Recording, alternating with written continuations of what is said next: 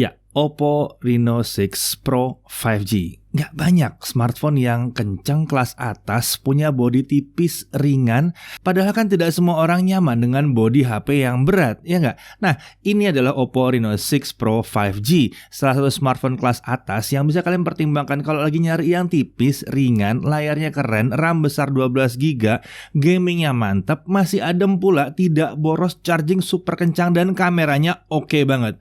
Oh ya, dan tanpa iklan.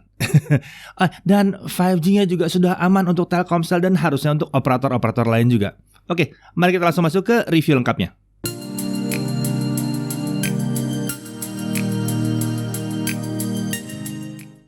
Ya, Oppo Reno 6 Pro 5G ini adalah smartphone yang bagi kami sudah masuk ke dalam kategori premium karena fitur dan keunikan yang ditawarkannya. Ya, kami nggak banyak protes mengenai harganya karena setelah kami uji, kami memang merasa bahwa masih cukup pantas, terutama kalau kita melihat apa yang diperoleh secara lengkap pada smartphone lain dibandingkan dengan ini dengan harga yang sekelas tentunya ya.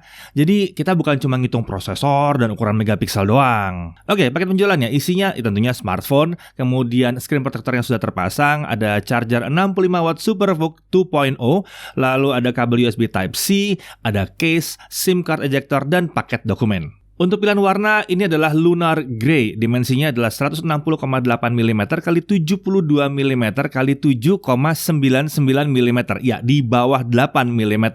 Dan bobotnya 188 gram. Ya, di bawah 200 gram. Bahkan masih di bawah 190 gram ya.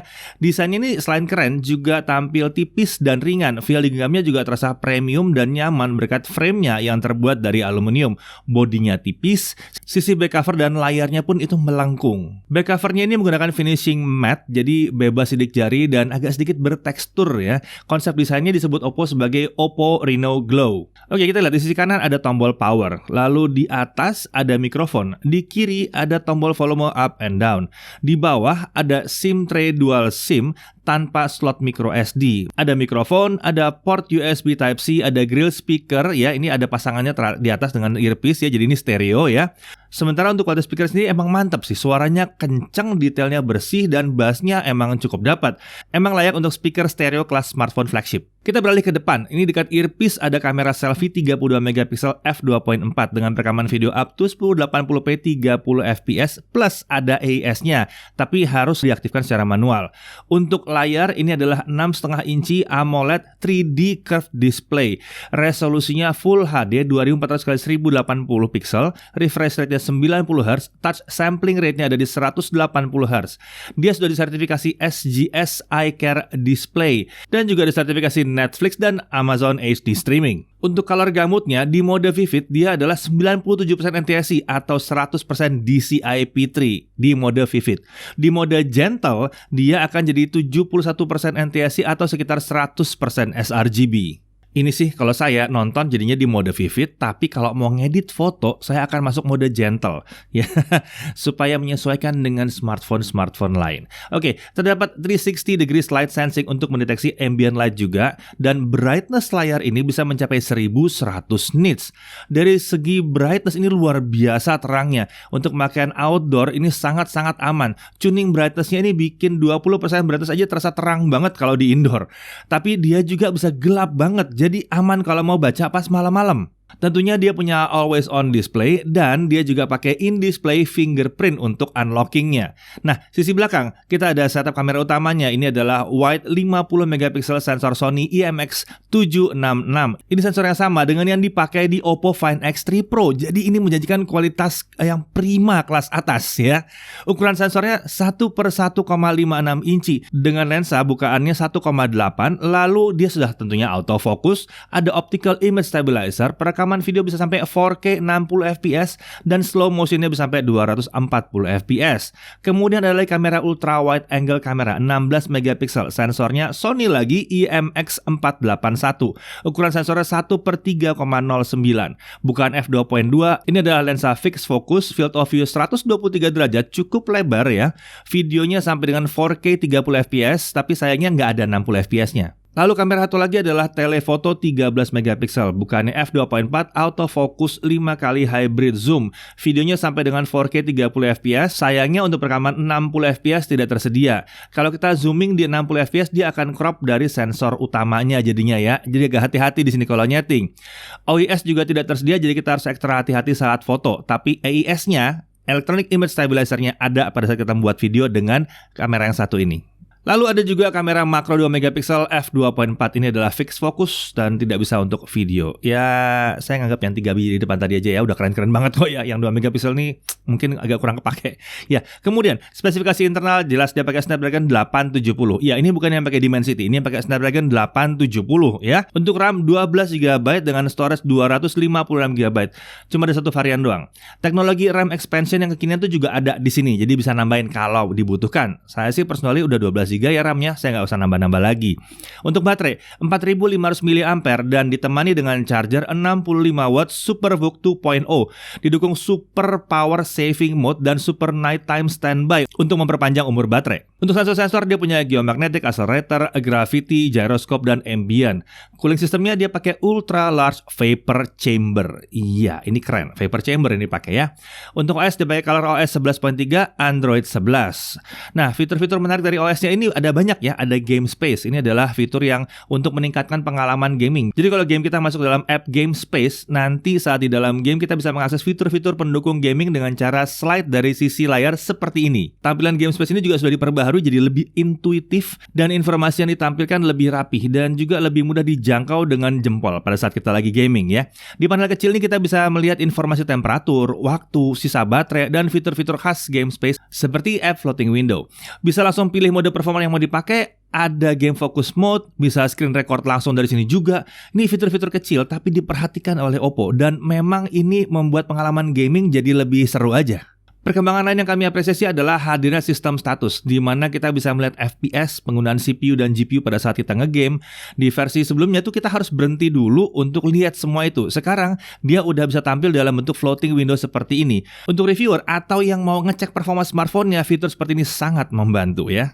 Lalu ada O-Relax. Di dalam aplikasi ini Oppo membantu kita untuk santai dengan menghadirkan musik-musik relaksasi.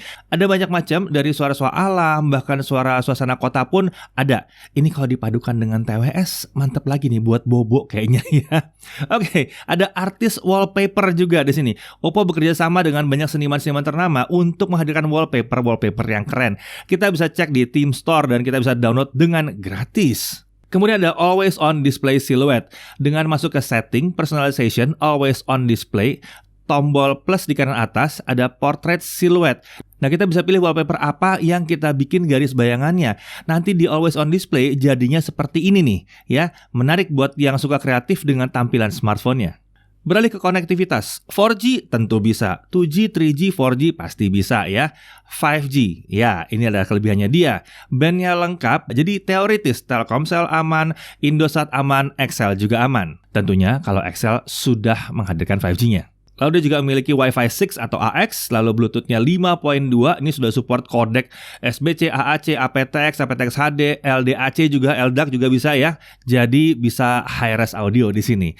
Kemudian NFC tentunya ada dan Wi-Fi-nya juga bisa di-sharing seperti biasa untuk kelas-kelas smartphone seperti ini ya. Kita masuk ke pengujian performanya. Kita mulai dari benchmark dulu. Antutu 8, kita dapat 620 ribuan, skor yang cukup tinggi. Ingat ini Snapdragon 870. Mantap skornya emang ya. Kemudian Antutu 9, 702 ribuan. Lagi-lagi skor yang cukup tinggi. Beralih ke prosesornya doang, Geekbench 5, single core 1011, kemudian multicore di 3128. Ini gede. Ini yang membuat pengoperasian smartphone-nya jadi nyaman ya. Lalu beralih ke 3D, GFX Bench 1080p Carchase off-screen 59 fps. Kemudian untuk T-Rex off-screen di 230 fps terbang ya. 3D Mark Wildlife Stress Test, ini menarik ya. Kita tes untuk throttling-nya. Best loop score-nya ada di 4244, sementara lowest-nya atau terendahnya di 4214. Nah, nggak jauh. Stability-nya ada di 99,3%. Ini artinya stabil banget performanya. Setidaknya untuk aplikasi yang bebannya seperti stress test yang satu ini, dia stabil banget. HP lain dengan performa tinggi ini sih biasanya udah turun ke 80-an%. Kita masuk ke gaming, kita mulai dari PUBG dulu. Setting default tertingginya adalah HDR Extreme atau Ultra HD Ultra ya. Nah kalau segini masih kentengan sih buat Snapdragon 870. Akhirnya kita oprek sedikit dan kita sukses nge-unlock semua settingnya. Jadi kita bisa main di Ultra HD plus 90 fps. Hasilnya lancar banget. Kalau rame sedikit nih masih ada frame drop tapi cuma sampai 80-an fps. Intinya SoC dalam sini dengan settingan-settingan yang disediakan oleh si Oppo ini itu sudah sangat siap untuk PUBG gila-gilaan. Oke, itu PUBG. Kalau Genshin Impact gimana? Ya, benchmark kita yang satu ini, mari kita lihat. Ini kadang-kadang suka bikin masalah buat smartphone yang high performance. Settingnya kita taruh di highest 60 fps dulu. Hasilnya 60 fps bisa dicapai kalau kondisi masih adem. Tapi kalau udah mulai anget ya, dia akan naik turun di kisaran 35-50 fps. Ini udah termasuk enak banget sebetulnya buat dimainkan ya. Tapi kalau kita pakai cooler ekstra harusnya akan lebih enak. Nah, kemudian settingnya kalau kita ganti ke lowest 60 fps, hasilnya adalah 50-60 fps. Kalau pakai setting ini jadi enteng. Kalau fokus kalian ke battle ketimbang eksplorasi, kalian butuh kestabilan frame rate yang lebih tinggi. Di setting ke sini aja. Ini suhunya juga lebih adem di sini. Nah, bicara suhu, coba kita lihat suhunya dulu ya. Genshin Impact 30 menit highest 60 fps. Suhunya untuk layar itu 42-49 derajat Celcius. Apa? 50-an? Nggak nyampe. Ini nggak pakai cooler ekstra ya. Bodi belakang 40-47 derajat Celcius. Adem ya. Kemudian Genshin Impact sama 30 menit dengan lowest 60 fps. Layarnya di 41-45 derajat Celcius. Lebih rendah lagi. Lalu bodi belakang di 40-43 derajat Celcius. Lagi-lagi ini lebih rendah. Terlihat bahwa cooling sistemnya itu berhasil menyebarkan suhu dengan sangat baik. Ini menyebabkan suhu tidak mencapai 50 derajat Celcius untuk setting tertinggi, yang berarti hasilnya sangat-sangat wajar dan nyaman. Untuk setting tinggi, kalau kalian mau pakai cooling ekstra seperti fan grip atau peltier seperti yang ini, akan lebih baik lagi tentunya. Tapi kalau mau adem tanpa tambahan macam-macam, ya tinggal setting di lowest 60 fps aja. Sekali lagi ini adalah hasil yang luar biasa, keren, performa tinggi, dan tidak kepanasan parah. Oke, kita lanjut ke game berikutnya, Minecraft. Setting di 20 chunk, dia masih nyangkut di 60 fps. Ya, terlalu enteng sebetulnya, tapi memang sepertinya kolaborasi dengan Minecraftnya kurang gitu oke, jadi dia nyangkut di 60. Masih enak dimainkan, mulus, lancar sih sebetulnya. Lalu LOL Wild Rift, setting grafis ultra, frame rate 60, semua nyala. Sayangnya opsi di atas 60 belum ada di sini. Udah dicoba, hasilnya ya 60 fps rata. Terlalu enteng buat Snapdragon 870 yang ada di smartphone ini. Kemudian Real Racing 3, hasilnya lagi-lagi sayangnya mentok di 60 fps juga ya. Ya mulus lancar jalannya, mulus banget, nggak ada masalah. Subway Surfer juga yang kami harapkan bisa sampai 90, ternyata dia hanya di 60 fps juga. Game yang jalan di 90 fps emang ternyata belum banyak di smartphone ini, tapi paling tidak PUBG sudah teruji bisa di 90 fps. Oke, kita masuk ke pengujian baterai. Untuk video playback 1080p hasilnya adalah 20 jam. Hasilnya cukup oke untuk kapasitas baterainya dan mengingat performa yang ditawarkannya ya. Untuk Genshin Impact tadi untuk gaming ya, di Genshin Impact itu highest 60 fps, 30 menit turun 15%. Sementara untuk lowest 60 fps, 30 menit itu turun 13%. Jadi kalian bisa expect bahwa kalau kalian main PUBG itu akan lebih irit lagi daripada ini. Secara keseluruhan ini terbilang awet, mengingat smartphone lain bahkan ada yang bisa turun 20% ke atas untuk settingan highest 60 ya. Dengan baterai yang sama atau sedikit lebih besar. Kemudian untuk charging 0-50% itu hanya butuh 10 menit. Iya, 0 sampai full, bukan 100%, tapi sampai full, benar-benar full, berhenti ngecharge itu 33 menit. Ini sadis sih kencangnya. Gila banget, kencang banget. Apalagi kalau ingat ini 4500 mAh. Ini bukan 4000, ini 4500 mAh. Ini kencang banget sih. Oke, sekarang mari kita lihat kameranya. Tapi tentunya kita nggak tes di sini. Kita keluar dulu yuk. Ya, ini adalah kamera depannya atau kamera selfie-nya dari si Reno 6 Pro 5G. Kurang lebih seperti ini, nggak pakai tambahan macam-macam, nggak ada mikrofon tambahan, nggak ada gimbal, kayak gini jadinya. Lalu kalau saya jalan, kurang lebih jadi kayak begini. Lalu backlight, nah backlightnya seperti ini, muka masih kelihatan. Terus saya jalan lagi, ini saya nggak hidupin apa-apa ya, jadi langsung aja saya start, kayak begini jadinya. Nah kalau ini masih kamera selfie-nya, tapi sekarang saya hidupkan stabilizernya. Nah jadi gimana? Lebih stabil kan? Jadinya kayak begini jadinya nih, asik ya, stabil ya. Oke, dia juga punya namanya bokeh flare portrait untuk selfie. Jadinya kayak gini. Kalau latar belakangnya rasanya mengganggu, kalian bisa ganti jadi begini. Jadi biar nggak terlalu nyata, biar agak samar-samar. Keren ya. Oke, ini adalah kamera utamanya ya. Kita nggak hidupin stabilizer ekstranya, ini stabilizer bawaannya aja. Kurang lebih seperti ini. Detailnya mantap juga ya, lumayan. Dan audio tetap masih bawaannya dia sendiri aja, nggak saya tambahin pakai audio yang lain. Sekarang saya hidupkan Ultra Steady. Memang salah satu bedanya adalah dia pakai 60 fps, jadi nggak akan kelihatan kalau kita upload karena kita pakai 30 fps. Tapi kestabilannya juga berubah ya. Dan ini adalah kamera ultra wide-nya. Iya, lega ultra wide ya. Saya nggak tambahin Ultra Steady atau apapun stabilizer ekstra, nggak ada. Mic tetap sama. Ya, tentunya tidak bisa autofocus ya kalau pakai ultra wide. Nah, kalau ini mode dual view video, kita bisa samping-sampingan seperti ini. Jadi ya bisa nih kalau misalnya saya mau lihat benda ini gitu ya, terus bunganya mau dilihatin dari dekat gitu sambil muka saya tetap kelihatan, bisa. Tapi nggak harus samping-sampingan ini juga, ada mode lain. Bisa juga seperti ini ya, kalau ini lebih jelas. Oh ya, nggak harus di kiri atas, saya juga bisa geser, mau di mana tuh, mau di situ, mau di bawah, kiri, tengah gini, bisa. Bebas, saya mau pindah kemana aja bebas. Oke, mode yang lebarnya udah mode movie. Sekarang kalau saya bawa jalan gini, ya asik ya. Modenya movie gini, ngelebar gini jadinya. Ya, asik sih. Nah, tapi bukan ini yang hebat dari mode movie. Dari mode movie ini sebetulnya menarik adalah kita bisa ngatur beberapa parameter. Seperti misalnya white balance kita bisa mainkan. Saya mau bikin lebih ke kuning-kuningan atau ke merah-merahan, bisa. Saya mau balik jadi ke biru-biruan, tuh, bisa. Saya mau bikin balik lagi ke auto, bisa juga. Kemudian kita juga bisa ngatur parameter-parameter lain, seperti misalnya saya mau nyeting misalnya gelap terangnya misalnya. Saya mau bikin lebih gelap atau saya mau bikin lebih terang. Itu bisa sambil merekam. Menarik ya. Jadi manualnya bisa sambil merekam. Oke, ini adalah bokeh flare portrait. Kalau dia nggak ketemu muka orang atau bentuk manusia, dia nggak akan berubah. Tapi coba kalau ada orang yang lewat. Nah, langsung belakangnya bokeh glimmery shivery kayak begitu di belakang ya. Keren, dan warna juga langsung berubah ya. Mantap ini ya. Ya, tentunya dia juga punya mode manual atau pro atau expert di situ dengan speed yang lumayan panjang seperti ini, lumayan lama speednya ya untuk foto, dan ISO-nya juga lumayan tinggi di 6400. Kalau ini adalah perekaman 4K 60 dengan kamera utamanya ya, kita nggak bisa nambahin stabilizer ekstra dan juga nggak usah pakai mode macam-macam ya. 4K 60 begini aja, dan ini hanya berlaku untuk kamera utamanya aja.